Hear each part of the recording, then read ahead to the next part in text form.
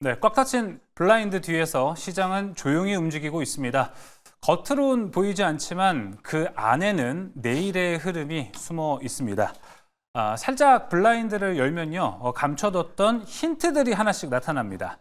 조용히 들여다보면 보이는 것들, 블라인드 속 내일장, 이제 그 숨겨진 이야기를 시작합니다. 블라인드뷰 오늘 함께 하실 분들 소개하겠습니다. 주식회사 플래처 김덕호 대표, 체크스탁 소재민 대표와 함께 하도록 하겠습니다. 어서 오십시오.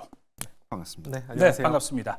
처음 본 밴드도 있고, 그리고 예전에 제가 매일경제TV 신입으로 들어와서 방송을 또 했어서 이렇게 오랜만에 뵙는 분들도 있습니다. 저희 이 방송 컨셉은요, 예전에 이제 토요일에 하던 방송입니다. 스펀지 보셨나요? 네. 네. 그거를 보면요, 많은 분들이 그 모모는 모모다라는 그 네모에 많은 분들이 되게 궁금증을 갖고 있잖아요. 우린 그걸 블라인드라고 해서 내일장의 블라인드를 힌트를 알아보자, 이런 취지로 오늘 함께 준비를 해봤습니다. 자, 그러면은 오늘 그 첫 번째 블라인드를 통해서 우리가 보겠습니다. 오늘의 첫 번째 블라인드 열어주시죠. 실적 개선 기대 2종목 재평가 국면 진입이라고 써주셨습니다. 자, 이걸 오늘 김덕호 대표님께서도 준비해온 문구입니다. 우리가 이제 이걸 맞춰가야 되는 거예요. 대표님, 요거 이 종목 어느 섹터에 있습니까? 자, 일단 섹터로 말씀드리면은 통신 장비 섹터에 있다고 말씀드릴 것 같습니다. 통신 장비 섹터, 네. 뭐 20고개는 아니지만 5G입니까? 프라이버시까지는 아니고요. 5G까지는 아니다. 예, 알겠습니다. 소재민 대표님께서는 통신 장비 섹터를 좀 어떻게 보세요?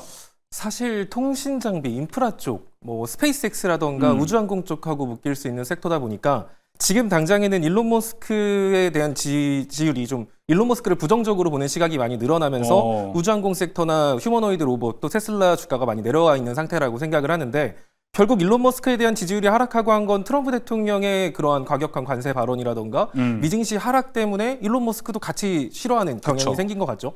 그러다 보니까 아무래도 미증시가 본격적으로 이번에 관세 이후 반등을 하면 또 일론 머스크뿐만 아니라 테슬라 주가 올라갈 수 있을 거고, 테슬라 주가가 반등을 하면 휴머노이드 로봇이라던가 우주항공 이런 쪽에 대한 관심도 다시금 커질 수 있기 때문에 뭐 지금 시점에서 지금 시장을 준비하는 게 아니라 다음 시장을 본다라는 생각으로 접근하기에는 저는 괜찮다라고 보여집니다. 지금 시장하고는 안 맞는다는 거예요? 지금 시장이 워낙 뒤숭숭해서 그쵸? 사실 예상하기가 힘들다 보니까 네. 이 부분에 대해서 반박하실 수 있으세요? 그 섹터 갖고 오셨는데. 굉장히 좋은 말씀을 해주셨어요. 사실 통신 장비 섹터가 왜 재평가 국면이냐라고 한다면은 우리가 이제 통신 장비 하면은 가장 이제 많은 분들이 치를 떠는 섹터기도 합니다. 우리 대표적으로 코로나 직전에 5G 산업 다 누구나 다 좋다라고 얘기를 했는데 예. 3, 4, 5년 동안 투자하신 분들 표정이 다 좋지는 않으시더라고요. 그만큼 이제 통신 장비 하면은 뭔가 미국발 수주를 기대를 하면서 편승 효과를 많이 누렸었는데, 오히려 미국에서 뒤통수를 많이 치더라라는 얘기들을 또 많이 듣다 보니까 그렇죠. 오히려 이제부터 우리가 통신 장비주를 볼 때는 그러면 마냥 미국 향 수출에 그냥 기대감에서만 우리가 편승하는 거는 어렵다. 그러니 오히려 고객사들이 어디 있는가를 좀 면밀하게 살펴보자라는 의미에서 보았고요. 특히나 이제 장비주단 같은 경우에 가장 중요한 거는 이 수주를 할 수 있는 이 고객사들의 역량이 지금 포지션이 어떻게 바뀌어가고 있나를 보셔야 됩니다. 네, 알겠습니다. 저는 아까 이제 어느 쪽으로 납품을 하느냐라는 힌트를 줘서 살짝 감이 왔습니다. 과연 제가 생각하는 이 종목이 맞는지 지금 바로 확인해 보겠습니다. 자, 오늘의 첫 번째 블라인드 오픈합니다. 인텔리안테크. 제 예상은 아니었습니다. 예. 자, 그럼 인텔리안테크 좀 얘기 들어볼까요? 네, 아마 많은 분들이 아마 예상을 잘 못하셨을 거라고 네. 생각을 합니다. 인텔리안테크 같은 경우에는 이제 우리가 안테나주라고 얘기를 많이 합니다. 그러니까 일반적으로 해상 선박용 뭐 V셋이라던가 중적에도 안테나를, 위상용 안테나를 굉장히 많이 납품을 하고 있는 기업인데, 이 기업이 이제 굉장히 재밌는 거는 우리가 이제 인텔리안테크의 가장 큰 강점이자 또 재밌는 부분은 이 평판형 안테나에 대한 양산 기술을 갖고 있다는 겁니다. 사실 평판형 안테나가 뭐 얼마나 대단한 거냐라고 느낄 수 있겠지만은 실제로 이 평판형 안테나가 수요처가 굉장히 많은 것이 선박 쪽, 그리고 이제 군용 시설들이 굉장히 많습니다. 네. 뭐 아마 예전에 군대 다니셨던 분들 중에서 뭐 통신병과 다니셨던 분들은 아마 기억하실 거예요. 막 나무 위에다가 안테나 접시 던져가지고 어떻게든 연결하려고 난리를 쳐야 됐던 그런 모습들이 많이 떠오르셨을 텐데 이제 이런 것들을 이제 위장 효과를 굉장히 많이 가할 수 있고 실제로 이제 보안에 굉장히 강화가 되어 있는 기술을 갖고 있습니다. 그래서 이 평파력 안테나를 누가 만들 수 있느냐? 가장 먼저 이 기술의 양산 및 상용화까지도 이제 도전을 했던 곳이 바로 미국의 스타링크, 그러니까 일론 머스크의 그 스타링크고요. 두 번째가 바로 이 인텔리안 테크입니다. 그러다 보니까 사실 이 인텔리안 테크 입장에서는 지금 워낙 스타링크가 너무 떠버린 마당에 오히려 지금 부정적으로 볼 수 있지 않느냐는 말씀도 굉장히 많이 하고 계시겠지만 최근에 이제 일론 머스크가 이제 도지 장관, 그러니까 정부 혈부 장관으로 임명이 되게 되면서 이제 친트럼프 상을 많이 보였죠. 그러다 네. 보니 좀 밉상을 많이 받게 됐습니다. 더불어서 이제 우크라이나 러시아 전쟁 당시에서도 우크라이나 지역에 스타링크를 제공을 했지만은 어떤 주요 첩보들 같은 경우에 이제 오가는 과정에서도 이런 통신을 좀 차단하는 모습들이 좀 많이 나왔었는데 이러다 보니 유럽에서는 사실 반발 심리가 굉장히 커졌어요. 그래서 오히려 스타링크에 대한 의존도를 줄이고 유럽 내 통신 장비들을 많이 활용하자라는 목소리가 지금 커지고 있습니다. 근데 이 인텔리안 테크가 갖고 있는 고객사가 누가 있냐면 바로 원웹입니다. 원웹은 영국에 이제 영국 런던에 본사를 두고 있는 이 통신 기업인데 과거에도 이제 일론 머스크와 함께 이제 합작을 해서 뭔가 투자를 하려고 했는데 일론 머스크가 이게 좀 삔또가 나가서 잘 안 맞았나 봐요. 그래서 오히려 이 이후에 따로 설립을 했던 게 이 스타링크입니다. 그러면 이 원웹은 지금 현재 누구와 같이 있느냐?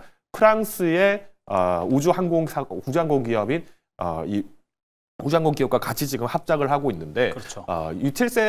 유텔셋이라고 합니다. 그러니까 말 그대로 EU 텔레콤 세틀라이트입니다. 그래서 오히려 과거에 이제 원웹 같은 경우에는 이 위성을 쏘는 것을 유럽에서만 한정적으로 쓰려고 했는데 영국은 브렉시트 해버렸고 일론 머스크가 우리 그러면 스페이스X 쓰자라고 얘기했는데 이건 이거대로 도망쳐버리니까 이제 난감해진 겁니다. 이 상황을 이제 오히려 인수를 하게 된 게 이 유틸셋이다 보니까 지금 유럽 내에서의 인프라를 유럽이 다시 가져오겠다라는 목소리가 마크롱 대통령을 중심으로 굉장히 많이 호재를 받고 있습니다. 예. 그러면 오히려 인텔리안 테크가 다음 우리가 비집고 들어갈 수 있는 좋은 시장은 바로 이 유럽 그리고 이 종전 이후에 가져갈 수 있는 동부 유럽을 조금 더 주목해도 좋을 것 같습니다. 네, 가격 전략도 함께 좀 들어볼까요? 네, 사실 이 인텔리안 테크도 마찬가지로 앞서 말씀드린 통신 장비들 섹터와 동일하게 이제 주가가 사실은 거의 한 3년 동안 거의 이제 주가 조정을 많이 받았습니다. 그만큼 스타링크의 효과도 굉장히 컸다라고 볼 수 있겠지만은 우리는 이제 이 반대로 의미로 본다라면 이 스타링크의 축소가 또 진입점이 된다는 부분에서 이제 반전 매력을 봤을 때 일단 1차 관문은 41,000원대를 먼저 안정적으로 지지를 하는 것이 관건이 될 것 같습니다. 그래서 네. 긴 호흡으로 보시기보다는 우선 짧은 시간, 그러니까 6개월 내에 목표 주가로 한번 도달을 목표로는 41,000원을 제시를 드리겠고요. 네. 손절가는 32,000원, 상당히 탄탄하지만 상당히 좀 타이트하지만 또 이 공매도에 대한 어떤 공포 매우를 좀 소화하자라는 의미에서 짧게 제시를 드리겠습니다. 네, 알겠습니다. 오늘 김덕호 대표의 종목은 인텔리안 테크였고요. 목표가 일단 41,000원까지 바라보고 있습니다. 이걸 뚫어내는 게 이제 중요한 시점인 것 같고요. 손절가 32,000원으로 제시가 됐습니다. 자, 블라인드 뷰 계속해서 좀 진행을 해보도록 하겠습니다. 자, 우리 이제 소재민 대표가 준비를 한 블라인드를 확인해 볼 텐데요. 대표님 근데 인기가 상당히 많으신 것 같아요. 지금 채팅창에 대표님 이야기가 진짜 많습니다. 네. 어떤 이야기를 또 준비해 오셨을지 궁금합니다. 블라인드 공개합니다. 자, 단기 조정 마무리. 이 종목 본격적인 상승 추세 진입 전망. 단기 조정 마무리가 됐다. 일단 뭐 오늘 좀 빠졌다고 볼 수 있을 것 같은데 네네. 대표님 여기 어느 섹터예요? 힌트 주세요. 사실 반도체입니다. 반도체? 네네. 오늘 반도체가 많이 빠졌습니다. 그래서 이게 더 빠질 수도 있는데 좀 싶기도 한 섹터인 것 같은데요. 확실한 뭔가 확신이 없으면 들어가기 어렵거든요. 자, 대표님 반도체를 지금 이 시점에서 단기 조정까지 마무리가 됐다라고 합니다. 그런 종목 있을까요? 일단 지금 말씀하셨던 것처럼 사실 이제 우리 시장에서 반도체 시장이 꽤나 많은 후폭풍을 받고 있죠. 그리고 이제 미국 같은 경우에도 지금 그동안 이제 굉장히 부실하다고 목소리를 많이 들었던 인텔 주가가 다시 회복을 하고 있다는 걸 봤을 때는 과연 이제 우리나라의 뭐 삼성전자나 SK하이닉스 이런 대형 기업들이 정말 납품을 정말 완벽하게 이룰 수 있을까? 오히려 이 점유율 싸움에서 또 밀리진 않을까 이런 걱정도 되기는 합니다. 그렇지만 말씀하셨던 것처럼 단기 조정 마무리라고 말씀하셨다면은 아무래도 이제 기대 실적들이 굉장히 좀 탄탄한 편이라는 네. 것이고 이 고객사가 아무래도 뭐 삼성전자나 SK 하이닉스와 같은 대형사를 이미 끼고 있는 상황이라고 좀 느껴집니다. 그러면 오히려 이제 이 추세가 진입이 된다라고 했을 때 삼성전자는 아닐 것 같아요. 삼성전자는 아닐 것 같고요. 네. 오히려 삼성전자를 고객으로 둔 회사일 가능성이 좀 높지 않을까라고 생각을 합니다. 알겠습니다. 자, 여기서 질문이 건너왔거든요. 지금 갖고 오신 종목은 삼성전자를 고객사로 확보하고 있습니까? 그렇죠. 삼성전자의 주가 흐름하고 밀접한 관계를 가지고 있는 종목이죠. 그럼 삼전 밸류체인이다. 뭐 그렇게 볼 수도 있을 것 같습니다. 하이닉스 밸류체인은 들어갑니까? 안 들어갑니까? 사실 하이닉스 쪽보다는 삼성전자 친구라고 봐야 되는 종목으로 좀 봐야 될 것 같아요. 오, 그러면은 한 가지 더. HBM은 아니고 레거시겠구나라는 생각도 듭니다. 아, 그렇죠. 알겠습니다. 자, 그럼 이제 종목 한번 바로 공개해 보도록 하겠습니다. 오늘 블라인드 오픈 해주시죠. 하나마이크론. 네. 역시 레거시로 갔습니다. 네네네. 사실 지금 이게 단기 조정이 끝났다라고 이렇게 단언하기에는 사실 그러니까 우리나라의 시장 구조를 저는 약간 이 종목의 뭐 뉴스라던가 이런 것보다는 보통 시장의 흐름을 가지고 종목을 많이 선정을 하는 편이에요. 네. 자, 보통 코스피 지수에 영향을 크게 주는 섹터가 있고요. 코스닥 지수에 영향을 크게 주는 섹터가 있습니다. 네. 자, 이 섹터 같은 경우는 반도체 섹터 같은 경우는 코스피 지수에 영향을 크게 주는 섹터다라고 생각을 하시면 되는데 보통 저는 메인 섹터 중 하나라고 부르고 있고 반도체 섹터는 시장 지수를 따라다니기도 하지만 시장 지수를 견인할 수 있는 섹터이기도 하거든요. 네. 최근에 코스피 지수가 강한 상승을 보였던 것도 어찌 보면 삼성전자의 강세 때문이었던 것처럼 반도체 섹터는 시장을 따라다니거나 시장을 견인할 수 있다. 그러한 관점에서 최근에 시장이 좀 오늘뿐만 아니라 최근에 시장 낙폭이 많이 커지는 상태. 사실 이런 게 투매로 인한 낙폭이다라고 하면 여기서 시장 지수가 반등을 한다? 그렇다면 어떤 섹터가 뭐 주독 섹터가 될지는 여기서 단언하긴 힘들겠지만 시장 지수가 과대 낙폭에 따른 기술적 반등 구간이 들어간다라고 하면 결국에 반도체를 버리고 올라갈 가능성은 지극히 낮다라고 판단을 하거든요. 그렇기 때문에 추세적인 관점이나 이런 것들에서 봤을 때 삼성전자 주가가 이 하나마이크론에 좀 크게 영향을 주게 되는데 일단은 반도체 지금 경기 침체 우려가 나오고 있다 보니까 최근에 시장이 좀 주목하고 있는 것들이 실적이 그래도 어느 정도 뒷받침되는 경기 방어주 성격으로 시장에 관심이 좀 가고 있거든요. 그런데 반도체나 2차 전지 뭐 이렇게 다양한 메인 섹터 안에서 실적이 분명히 나아지고 있는 기업들이 있고요. 실적이 생각보다 점점 오늘 한미반도체처럼 실적이 조금 기대치보다 낮게 나왔다. 이런 식으로 실적이 전망치가 축소되거나 낮아지는 기업들이 있죠. 하나마이크론 같은 경우는 실적이 개선되고 있는 기업이고요. 최근에 삼성전자, 레거시, 범용 반도체의 수요가 늘어남에 따라서 추가적인 주가 상승이 기대가 되는 종목입니다. 일단은 말보다는 저는 좀 차트 분석을 좀 위주로 여러분들한테 좀 말을 해주고 싶은데 일단은 차트를 좀 먼저 보겠습니다. 자, 하나마이크론 같은 경우는 일단은 항상 차트를 볼 때 중요하게 생각해야 될 건 뒤에 받쳐주고 있는 거래량이 있는 상태로 조정이 나오느냐 그냥 거래량이 실리면서 낙폭을 키우느냐의 문제인데 하나마이크론 같은 경우는 최근 거래량이 크게 실리면서 윗꼬리를 크게 안 뺐어요. 그 상태에서 지금 현재 거래량이 없이 상승분 대부분을 반납한 상태거든요. 자, 이렇다라고 하면은 뒤에 받쳐주고 있는 거래량이 있고 거래량 없는 낙폭은 최소한 낙폭의 절반 정도 기술적 반등을 불러오는 게 일반적입니다. 자, 게다가 지금 하나마이크론 같은 경우는 최근에 120일선을 정말 힘들게 돌파하고 안착에 성공을 했어요. 그러면서 지금 이런 식으로 일정 수준의 고점과 저점을 같이 올리는 상승 추세를 형성했다라고 봐도 되거든요. 굉장히 긴 시간 동안 아래서 횡보하고 60일선도 탈환 못했던 종목이 120일선, 60일선 지금 정배열될 상태에서 추세선 상단을 만났기 때문에 나오는 자연스러운 조정이고 현 구간은 거의 지금 추세선 하단 부근 근처까지 내려온 상태이기 때문에 사실 단기 조정이 끝났다라고 말하기에는 약간의 추가 하락폭은 더 나올 수도 있습니다. 120일 정도 선까지. 자, 그러면 여기서 만약에 시장 지수가 최근 투매에 따른 반등으로 올라간다라고 하면 다시 한 번 더 추세선 상단 자리인 한 14,000원 부근까지도 추가 상승을 기대해 볼 만한 종목이 되는 거죠. 자, 이 종목은 아까 말했지만 결국에는 삼성전자 주가에 좀 밀접한 관계를 가지고 있기 때문에 삼성전자의 주가도 좀 가볍게만 체크를 해보면 최근에 삼성전자 올라가다 빠져서 걱정하시는 분들이 많을 텐데 어찌 보면 삼성전자 보통 볼멘 상단 맞고 급격한 상승폭의 절반까지 자연스러운 조정을 준 거거든요. 그러면 삼성전자의 추세가 깨졌다고 볼 수가 없어요. 삼성전자가 56,000원 아래로 내려가지 않는다라고 하면 삼성전자의 추세가 유지된다는 거고 삼성전자가 반등하면 어차피 또 코스피 지수 따라 올라갈 가능성 높고 오늘 투매 부분 회복할 가능성 높고 그렇다라고 한다면 삼성전자와 밀접한 관계를 가지고 있는 하나마이크론 또한 추가적인 상승을 보일 가능성이 높다. 뭐 이렇게 판단하기 때문에 네. 여러분들한테 하나마이크론 이 종목 좀 현 구간부터 해서 가격 전략 같이 해주시죠. 네, 한 번에 가겠습니다.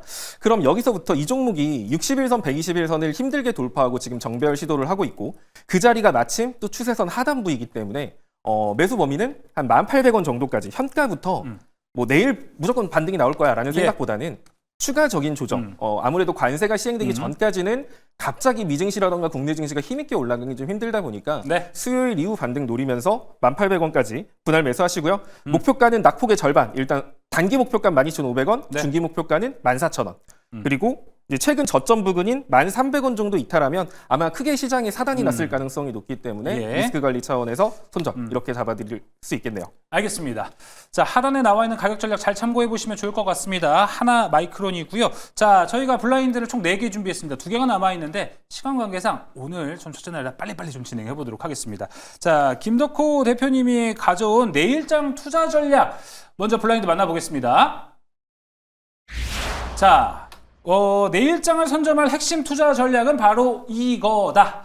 시간이 많이 없습니다. 바로 블라인드 오픈해 보겠습니다. 공매도. 요거 오히려 저점 매수를 해보자 이런 전략일 것 같은데 한번 얘기 들어볼까요? 짧게.